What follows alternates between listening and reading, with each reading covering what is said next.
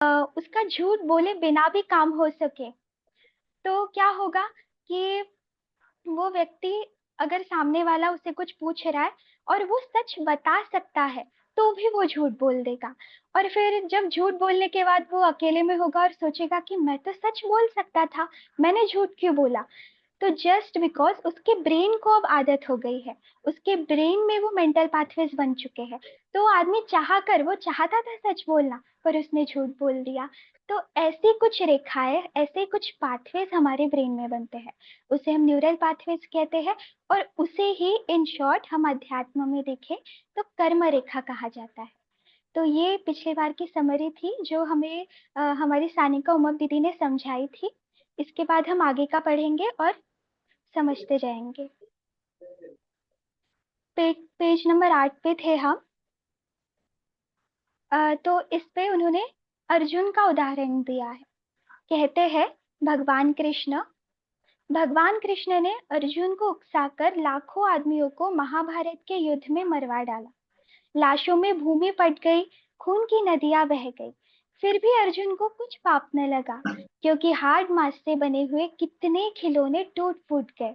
इसका लेखा जोखा चित्रगुप्त के दरबार में नहीं रहा। भला कोई राजा यह हिसाब रखता है कि मेरे भंडार में से कितने चावल फैल गए। 5 तत्व से बनी हुई नाशवान चीजों की कोई पूछ आत्मा के दरबार में नहीं है। अर्जुन का उद्देश्य पवित्रता था। वह पाप को नष्ट करके धर्म की स्थापना करना चाहता था। बस वही इच्छा खुफिया रजिस्टर में दर्ज हो गई। तो यहाँ पे उन्होंने अर्जुन का उदाहरण दिया है कि जब अर्जुन कुरुक्षेत्र के भूमि पर खड़े थे और उनके मन में एक ख्याल आया था कि मेरे सामने तो सब मेरे घर वाले हैं, मेरे गुरु मेरे घर वाले हैं, मैं इनके प्राण कैसे ले लूं। तब आप सभी को पता है, श्री कृष्ण भगवान ने उन्होंने गीता जी सुनाई थी और उनको ये समझाया था कि आप, ये जो क्वेश्चन है वो किसी को मारने का या किसी को ना मारने का नहीं है। ये प्रश्न है तो धर्म की रक्षा करने का, आप सही मार्ग पर चलने का। तो वही आज के, अगर हम लाइफ में देखें एग्जाम्पल, तो ऐसे बहुत से आजकल न्यूज आती है हमें, बहुत से पॉलिटिशियंस होते हैं, उनके बेटे स्पेशली वो लड़कियों को असॉल्ट करते हैं, लोगों के साथ बुरा व्यवहार करते हैं। एक तरफ उनके पिता अच्छा काम करते हैं और एक तरफ उनके जो बेटे हैं वो कुछ ऐसे कामों में पड़ जाते हैं। तो ये उदाहरण भी उसी से लागू होता है कि अगर उस वक्त उस नेता ने अगर अपने बच्चों को समझाया या फिर सब दुनिया के सामने उससे कबूल करवाया कि हाँ इसने ये गलती की है, तो फिर बाद में जो बाकी के लोग हैं, बाकी के पॉलिटिशियंस के बेटे हैं या बाकी के ऐसे जो लोग हैं जो सत्ता में है, वो कभी भी गलत काम करने से पहले सोचेंगे। फिर अगर वही चीज उन्होंने दबा दी या फिर कोई व्यक्ति वहां पे आवाज उठाने गया और उनकी भी आवाज उन्होंने दबा दी, तो फिर लोगों तक ये संदेश कभी पहुंचेगा ही नहीं और लोग डरेंगे आवाज उठाने से। तो यही बात है कि अगर हमें सच्चाई के मार्ग पर चलना है, अच्छी चीज करनी है, तो हम अगर उससे कुछ लोगों को पीड़ा या कुछ लोगों को प्रॉब्लम भी हो रही है, तो वो एक बार की एक्सेप्टेबल है, क्योंकि हम अच्छे काम कर रहे हैं। पर वही, अगर हमारा इंटेंशन ही बुरा है, अगर हमारी सोच ही बुरी है और उससे अगर लोगों को तकलीफ हो रही है, तो वो हमारे कर्म रेखा में लिखा जाएगा। जैसे अर्जुन को उसकी कर्म रेखा में उससे जो डेथ हुई थी, उसका कोई भी नोट नहीं था, क्योंकि अर्जुन का जो उद्देश्य था वो साफ था। इसके बाद पढ़ेंगे, आदमियों के मारे जाने की संख्या का कोई हिसाब नहीं लिखा गया। दुनिया में करोड़पति की बड़ी प्रतिष्ठा है, पर यदि उसका दिल छोटा है तो चित्रगुप्त के दरबार में भीख मंगा शुमार किया जाएगा। दुनिया का भीख मंगा यदि दिल का धनी है तो उसे 1000 बादशाहों का बादशाह गिना जाएगा। इस प्रकार मनुष्य जो भी काम वह किस नियत से कर रहा है, वह नियत भलाई या बुराई उसी में दर्ज की जाएगी। तो यहाँ पे उन्होंने कहा है कि अगर दुनिया का भिखमंगा यदि दिल का धनी है तो वो 1000 बादशाहों का बादशाह है, पर वही अगर दुनिया का बहुत अमीर आदमी बहुत दान कर रहा है पर वो दिल का गरीब है, तो उसका जो लेखा जोखा है वो हमारे कर्म रेखा में आ जाएगा। इसको और एक एग्जाम्पल से समझते हैं। अ, हम घर में जो क्या है, पहले वो लड़का बनाते हैं तो फिर से वो वही रोड का काम करते दिखाई देते हैं। फिर अगर हम उनसे पूछे तो वो कहते हैं हम कोई पाइपलाइन डालना भूल गए, हम कोई वायरिंग करना भूल गए। उसी प्रकार यहाँ से जन्म होता है और एक टर्म का, जिसे हम कहते हैं न्यूरोप्लास्टिक रीवायरिंग। फॉर एग्जाम्पल, अगर कोई व्यक्ति चोरी करता है तो वो चोरी करने से पहले जहाँ उसको चोरी करना है वो ध्यान रखेगा कि उन पर नजर रखेगा कि ये लोग कब बाहर जा रहे हैं, कब आ रहे हैं, उनका घर कब खाली रहता है। ऐसी पूरी प्लानिंग वो करेगा चोरी करने के लिए। फिर एक दिन वो निश्चित करेगा करेगा कि हाँ, इस जगह अब मुझे चोरी करनी है। अब ऐसे ही प्लानिंग करते करते करते करते वो चोरी करते करते उसके जो ब्रेन में मेंटल पाथवे है वो चोरी करने के लिए बन जाएगा, कि उसका ब्रेन भी उसको सहायता करेगा और अच्छे प्लान्स बनाने का, कि हाँ हम ऐसे करेंगे तो और अच्छे से चोरी कर पाएंगे, ऐसे करेंगे तो और अच्छे से होगा। तो उसका ब्रेन अब उसके अकॉर्डिंग चल रहा है। पर समटाइम्स अगर वो चोर जो व्यक्ति है उसको ये रियलाइज हो गया कि नहीं, अब मुझे चोरी नहीं करनी, अब मुझे ये बंद करना है, तो आप सोचिए उसके लिए कितना मुश्किल काम होगा। उस जो उसकी बरसों से आदत लग गई है चोरी करने की, उसको बंद करना वो उतना ही मुश्किल होगा जितना जो म्युनिसिपालिटी के जो मजदूर भैया लोग होते हैं रोड बनाकर वापस खोदकर उसमें पाइप लाइन डालते हैं। तो सेम चीज हम उससे रिलेट कर सकते हैं, न्यूरोप्लास्टिसिटी रीवायरिंग। अब चोर को क्या करना पड़ेगा, अब उसको एहसास हो गया अपनी गलती का, तो वो क्या करेगा, अ, अपने ब्रेन को इस प्रकार से डिजाइन और इमेजिन उसको करेगा कि अब अगर उसको ख्याल भी आए चोरी का, तो वो जो उसके बॉडी में जो न्यूरॉन्स एक्टिवेट हो रहे हैं वो उसके बस में नहीं आएगा। वो अपने माइंड को समझाएगा कि नहीं, मुझे इस रास्ते पर नहीं चलना है, मुझे चोरी नहीं करनी। और ये अ, जो वो सोच रहा है वो एक न्यू मेंटल पाथवे को रीजनरेट करेगा, एक ऐसा मेंटल पाथवे जो समझदारी, जो जो भी वो चीज करना चाहता है उससे रिलेटेड होगा। अगर धीरे धीरे अपनी वो इस सोच को बरकरार रखता है तो लगातार 21 या 30 दिन में उसका जो मेंटल पाथवे है वो स्ट्रांग बन जाएगा। उसके जो न्यूरॉन्स है वो एक्टिवेट होकर एक पाथवे बनाएंगे, वो उनको स्ट्रेंथ मिलेगी और अब वो व्यक्ति चोरी के मार्ग पर नहीं जाएगा। तो आप सोच सकते हैं कि हमारे ब्रेन का हमारे हर एक्शन से कितना बड़ा कोऑर्डिनेशन है। हम कुछ भी काम करते हैं तो हमारा ब्रेन जो पाथवेज बनाता है उस पर हमारी लाइफ डिपेंड है, उस पर हमारे कर्मास डिपेंड है, और उस कर्मास के फल भी उस पर ही डिपेंड है। तो ये आज हमने न्यू टर्म देखा है, न्यूरोप्लास्टिक रीवायरिंग। तो अम, बहुत जन ऐसे कहते हैं कि कोई मेडिटेशन शुरू करना चाहता है, कोई अच्छी हैबिट्स अपने अंदर लाना चाहता है, तो हम कहते हैं आप लगातार 21 दिन तक कीजिए। वो 21 दिन तक हम इसीलिए कहते हैं कि हमारे ब्रेन को भी समय लगता है न्यू मेंटल पाथवेज जनरेट करने का, हमारे न्यूरॉन्स को समय लगता है वो आदत ढालने का। इसीलिए हम लगातार 21 दिन तक अगर कोई कार्य करे तो हमारा ब्रेन उसे एक्सेप्ट कर लेता है।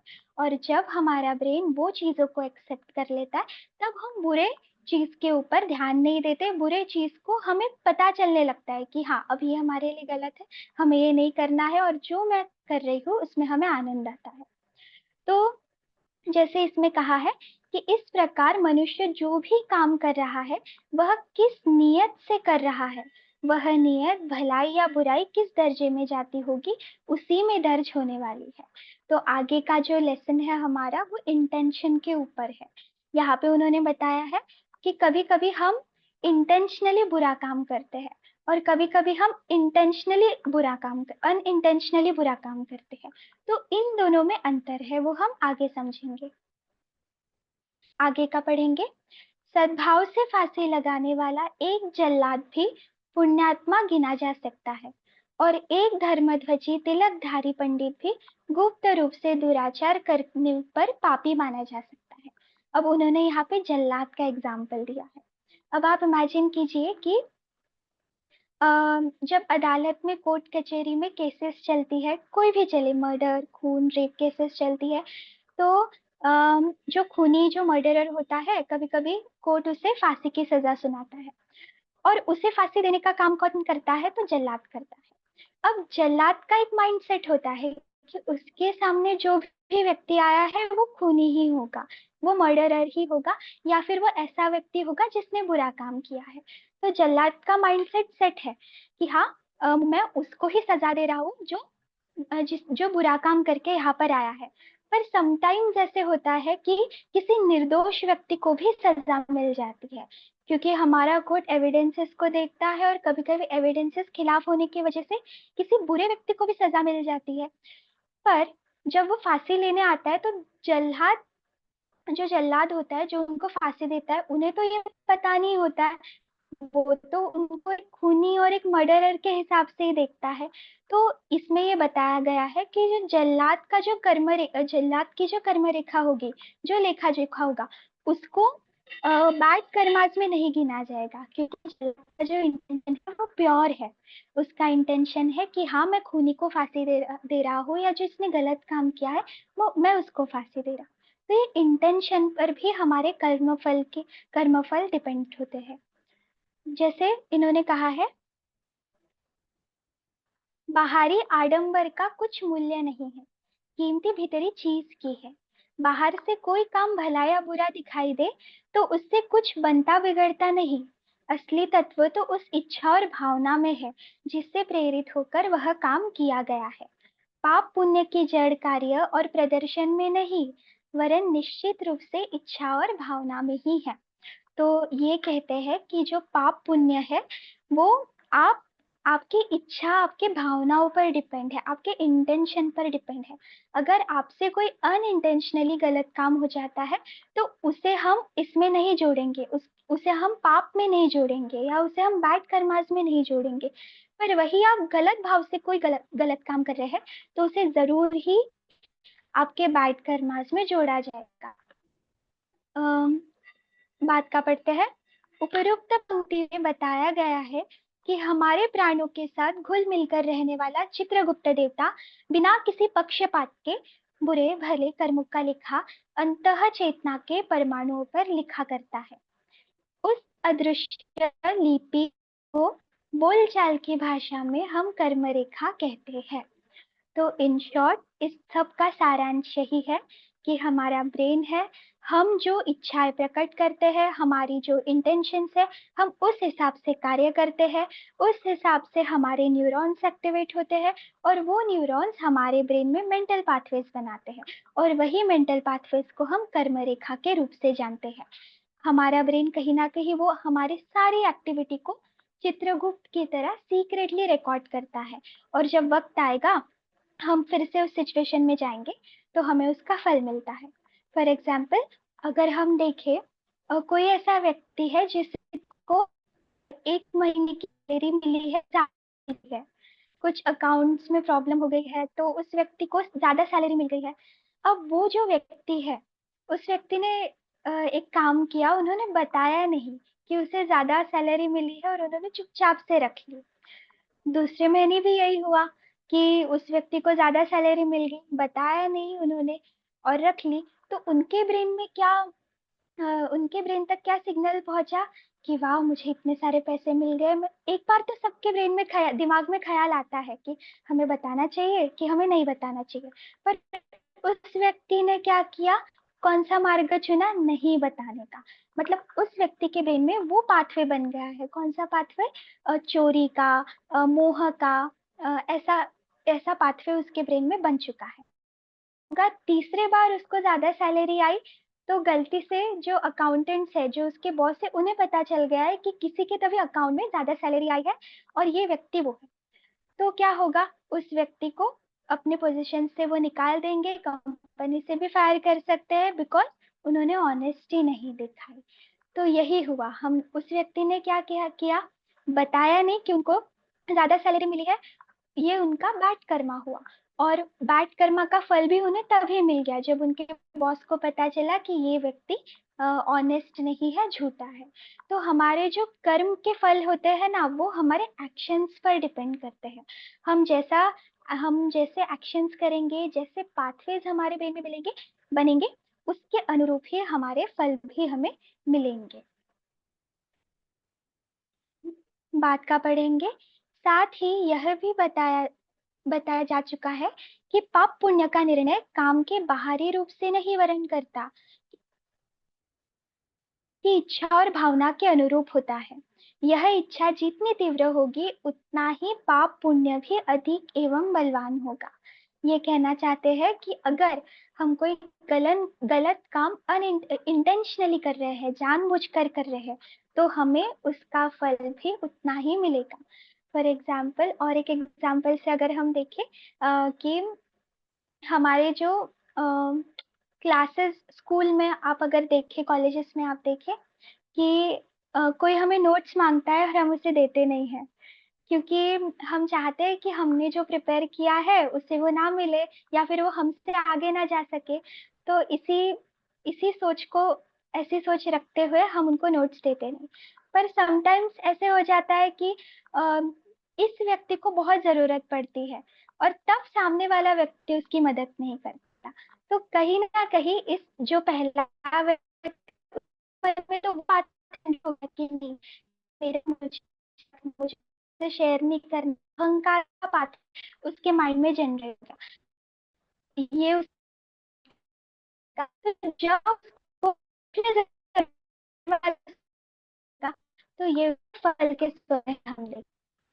तो ये वही कहते हैं कि जितना आप इंटेंशनली करते जाएंगे ना, उतना आपको जो फल मिलेगा वो जो कर्मास का जो फल मिलेगा वो उतना ही होगा। आपको लिखा है किसी रोगी की दूसरे रोगी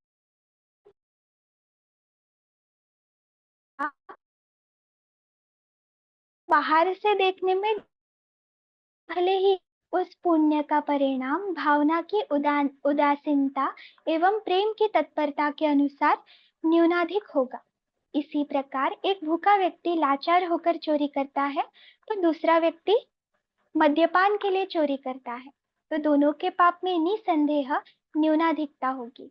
चोरी दोनों ने की है, पर दुष्टता में न्यूनाधिकता के कारण पाप भी उसी अनुपात से होगा। तो इन्होंने दो लोगों का एग्जाम्पल दिया है। पहला एग्जाम्पल इन्होंने दिया कि कोई भूखा व्यक्ति, अब वो भूखा है तो उसने चोरी कर लिया और अपना पेट भर लिया, और जो दूसरा व्यक्ति है उसने मद्यपान के लिए चोरी की। अब दोनों ने चोरी तो की है, दोनों ने बैड कर्मास तो किए हैं, चोरी तो की है। अब इनका इंटेंशन जानेंगे। जो भूखा व्यक्ति था उसको भूख लगी थी इसीलिए उसने चोरी की, और जो दूसरा व्यक्ति था उसको मद्यपान करना था, जो कि गलत है, क्योंकि वो करेगा तो उसका ही स्वास्थ्य खराब होगा। तो भी उसने चोरी की सिर्फ उसके सुख के लिए। तो इसमें कहा गया है, तो जो इनको फल मिलेगा वो भी बढ़ जाएगा। जो इनके कर्मास का फल मिलेगा वो भी बढ़ जाएगा। जिन्होंने मद्यपान के लिए चोरी की है ऑब्वियसली उनका फल इंटेंस होगा, और जिसने भूख के लिए की है उनका कुछ कम मात्रा में होगा, पर होगा जरूर।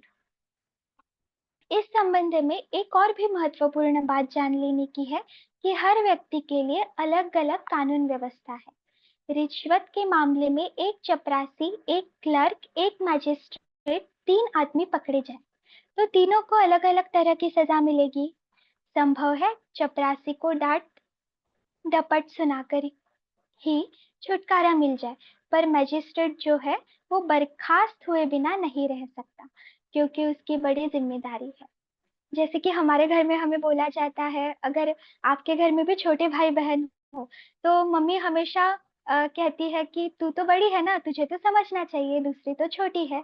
तो वही इन्होंने बात की है कि कर्मास के फल हमारे समझदारी पर भी डिपेंड करते हैं। कि अगर कोई व्यक्ति बहुत समझदार है, उसको पता है कि हम गलत कर रहे हैं, तो भी अगर वो कर रहा है तो ऑब्वियसली उसके कर्मास का जो फल है वो और इंटेंस रहेगा और बुरा रहेगा। पर अगर वही ऐसा कोई व्यक्ति है जिसको इतनी समझ नहीं है, उसको समझ ही नहीं आ रहा है वो क्या कर रहा है, जैसे दुर्योधन। दुर्योधन को लगता था कि वो जो कर रहा है वो सही है, उसको पता ही नहीं था कि वो जो कर रहा है वो गलत है। तो ऐसे ही कुछ लोग होते हैं जिनको अपना ही सही लगता है और जो हम कर रहे हैं वो गलत भी हो तो सही लगता है। तो ऐसे लोगों के मुताबिक जो लोग जो समझदार है, उनको जो उनके कर्मास का फल है वो और बुरा मिलेगा, क्योंकि उन्होंने समझदार होते हुए भी गलत चीज का सहारा लिया है। आगे देखेंगे, एक असभ्य भील शिकार मारकर पेट पालता है, अपराध उसका भी है, परंतु अहिंसा का उपदेश करने वाला पंडित यदि चुपचाप बूचर की दुकान में जाता है तो पंडित को उस भील की अपेक्षा अनेक गुना पाप लगेगा। अब इन्होंने एक भील का उदाहरण दिया है और एक पंडित का उदाहरण दिया है। मतलब भील मतलब ऐसे लोग जो शिकार करते हैं, और पंडित के उदाहरण में उन्होंने कहा है कि पंडित अगर चुपचाप बूचर की दुकान में जाए, बूचर की दुकान मतलब जहाँ मांस मछली मिलता है, तो अगर एक भील जो कि जंगल में ही रहता है और शिकार करता है, एक बार का वो शिकार करे अपने पेट भरने के लिए तो ठीक है, उसके भी बैड कर्मास है वो भी गिने जाएंगे। पर उसके कंपैरिजन में जो पंडित है, जो लोगों को बता रहा है कि कैसे रहना चाहिए, अच्छी चीजें बता रहा है, और वो एट लास्ट अगर किसी बूचर की दुकान में जाए, किसी मांस मछली की दुकान में जाए और वो खरीद के खाए, तो इसमें हम समझ सकते हैं कि एक समझदार व्यक्ति जिसको पता है ये गलत है तो भी वो ये कर रहा है, तो उसके जो कर्मफल होंगे वो पहले वाले व्यक्ति से ज्यादा बुरे होंगे। कारण यह है कि ज्ञान वृद्धि करता हुआ जीव जैसे जैसे आगे बढ़ता चलता है, वैसे ही उसकी अंतर्चेतना अधिक स्वच्छ हो जाती है। मैले कपड़े का इन्होंने उदाहरण दिया है कि मैले कपड़े पर थोड़ी सी धूल पड़ जाए तो उसका कोई खास प्रभाव नहीं पड़ता, परंतु दूध से समान स्वच्छ धुले हुए कपड़े पर जरा सा भी धब्बा लग जाए तो वह दूर से ही चमकता है और मालूम पड़ता है। छोटा बच्चा कपड़ों पर टट्टी फिर देता है, पर उसे कोई बुरा नहीं कहता और न बच्चे को कुछ शर्म आती है, परंतु अगर वही कोई बड़ा व्यक्ति करे तो वो लज्जास्पद होता है और वो लज्जित होता है और उसे शर्म आती है, और लोग भी उससे कहते हैं कि हाँ आपको समझ नहीं थी कि आपने ऐसा किया। तो बच्चे ने और बड़े ने आचरण एक सा ही किया, पर उसके मानसिक विकास में अंतर होने के कारण बुराई की गिनती कम ज्यादा हो गई। तो उन्होंने यही बताया है कि अ, अगर हम हमारी मानसिक हम उतने डेवलप है, मेंटली उतने डेवलप है और हमें समझ है अच्छे और बुरे की, तो भी हम बुरा काम कर रहे हैं, तो हमारे जो कर्मास के फल होंगे वो उतने ही बुरे होंगे। और as compare to the first person, किसी प्रकार अशिक्षित अज्ञानी असभ्य को कम पाप लगता है। ज्ञान वृद्धि के साथ साथ भला बुरा समझने की योग्यता बढ़ती जाती है। सत असत का, कर्तव्य अकर्तव्य का विवेक प्रबल होता जाता है। अंतःकरण की पुकार जोरदार बनती है। इस प्रकार आत्मोन्नति के साथ साथ सदाचरण की जिम्मेदारी भी बढ़ती है। तो ये जो हमारा पूरा पैराग्राफ है वो हमारे इंटेंशंस पर ही बेस्ड है, कि हमारे जो इंटेंशंस है कैसे हमें डिपेंड करते हैं हमारे कर्मास के फलों पर। हम एक लास्ट एग्जाम्पल से समझते हैं कि एक समझदार व्यक्ति के जैसे हमारे जो फ्रेंड सर्कल्स होते हैं, अगर कोई एक व्यक्ति है जो बहुत अच्छा है, अच्छी चीजें पसंद करता है, अच्छे कर्मास करता है, अच्छी आदतें उसको है, पर अगर वही उसको कुछ बैड फ्रेंड सर्कल मिल गया जिसमें उनको सिगरेट पीने की आदत है, तंबाकू खाने की आदत है, गलत चीजें करने की आदत है, और वो उनके साथ घुल मिल गया, तो वो जो उनका फ्रेंड सर्कल है वो इस व्यक्ति को तो जरूर फोर्स करेगा कि आओ आप भी चलो, आप भी ये ट्राई करो। पर ये व्यक्ति तो समझदार है, इसे तो पता है कि नहीं ये चीज गलत है, पर समटाइम्स क्या होता है फ्रेंड्स के चक्कर में आकर हम लोग चले जाते हैं। अब इससे शुरू होती है कर्मा थ्योरी। अब वो व्यक्ति क्या करेगा, उन्होंने फोर्स किया इसलिए एक बार ट्राई कर लेगा, अब धीरे धीरे उसको वो चीजों की आदत हो गई। अब एट लास्ट क्या होगा, वो व्यक्ति क्या कहेगा कि ये गलत है पर मुझे करने का मन कर रहा है, मुझे पता है ये गलत है, सिगरेट पीना इज अ बैड थिंग, पर वो उसको आदत पड़ जाएगी और वो करना काम करना शुरू कर देगा। तो इस पैराग्राफ में यही बताया। अब उस व्यक्ति को उसके कर्मास के फल उनसे भी ज्यादा बुरे पे मिलेंगे, क्योंकि ये तो समझदार व्यक्ति भी था और सामने वाले फ्रेंड सर्कल को तो उनको ऐसा लगता था ये सब चीजें सही है, पर ये व्यक्ति को तो डिफरेंस पता था, पर इसने वैसा नहीं किया, तो इसके जो कर्म के फल होंगे वो उससे भी ज्यादा भयानक होंगे। उनको कोई रोग हो सकता है या फिर ऐसी कोई स्थिति आ सकती है जिनसे उन्हें शारीरिक व्यथा हो। तो इसमें यही कहा गया है कि अगर आप समझदार है, अगर आप सही गलत का फर्क जानते हैं, तो अपने कर्मास खुद चुनिए, अपने गुड कर्मास आप खुद चुनिए।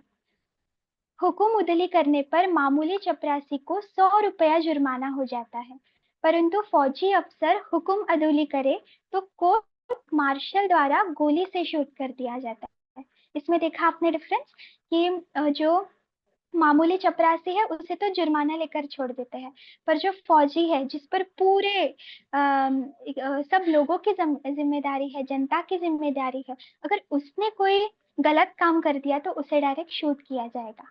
ज्ञानवान, विचारवान और भावनाशील हृदय वाले व्यक्ति जब दुष्कर्म करते हैं तो उनका चित्रगुप्त और उस करतूत को बहुत भारी पाप की श्रेणी में दर्ज कर दिया जाता है।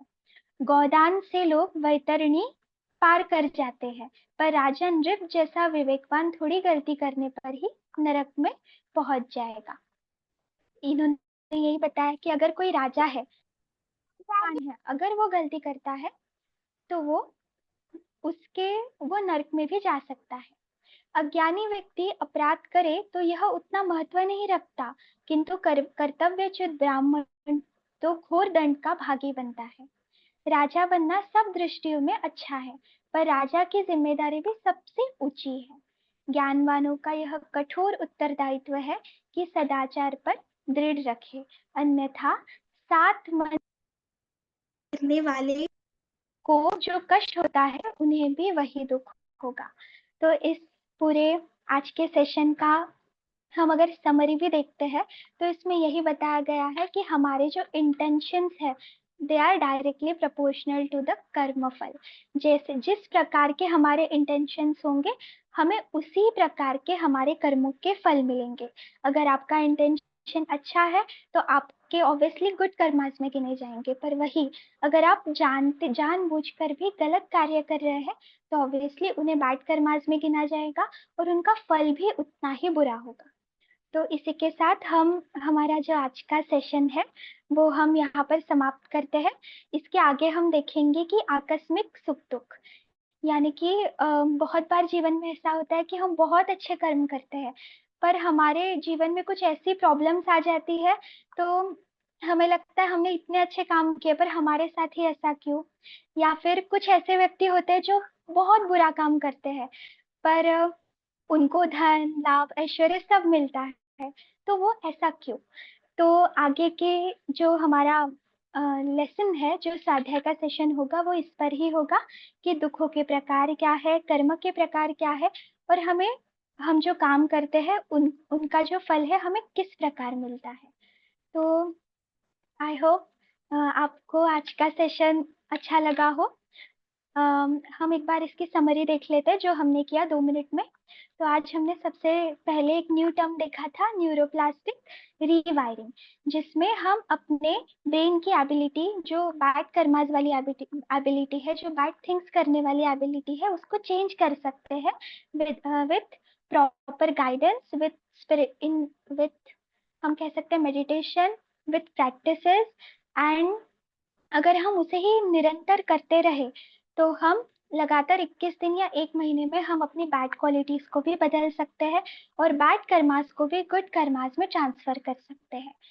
देन हमने देखा, देन हमने बहुत सारे एग्जाम्पल्स देखे।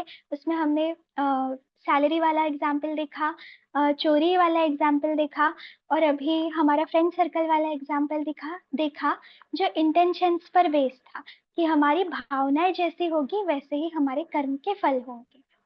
तो इसी प्रकार हम आज का हमारा स्वाध्याय यहाँ पर समाप्त करते हैं। आगे हम जानेंगे आकस्मिक सुख दुख। और अगर जिन्होंने हमारे जो फर्स्ट 2 सेशंस है अगर वो अटेंड नहीं किए होंगे तो हमारा जो यूट्यूब चैनल है गायत्री प्रज्ञापीठ नागपुर, उसमें आपको हमने अपलोड कर दिए हैं, तो उससे आप देख पाएंगे और समझ पाएंगे। साथ ही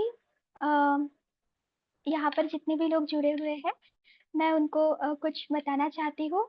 जैसे कि जन्माष्टमी आ रही है, तो गायत्री प्रज्ञापीठ में 16 अगस्त को यानी कि शनिवार को जन्माष्टमी का उत्सव मनाया जाएगा, शाम 4 बजे से।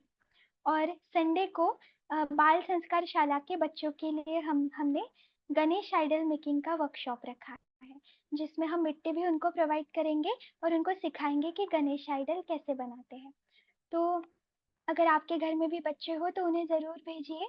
हमारी रजिस्ट्रेशन फीस 50 रुपीज़ है और समय रहेगा दोपहर 12 से 3 बजे तक। तो आइए इसी के साथ अगर किसी भी लगता है कि आज कुछ छूट गया है या कोई फीडबैक है या फिर कोई कुछ ऐड करना चाहता है तो वो ज़रूर कर सकते हैं। आप फ्री टू स्पीक है। आप सभी से निवेदन है कि अगर आप अपना व्यू रखना चाहते हैं तो ज़रूर रखें, या फिर हम आपको कॉन्टैक्ट्स भी प्रोवाइड करेंगे। आपको अगर कुछ फीडबैक देना है तो आप ज़रूर उस पे दीजिए। अगर कोई ऐसा हो तो वो अपना ज़रूर माइक ऑन करे।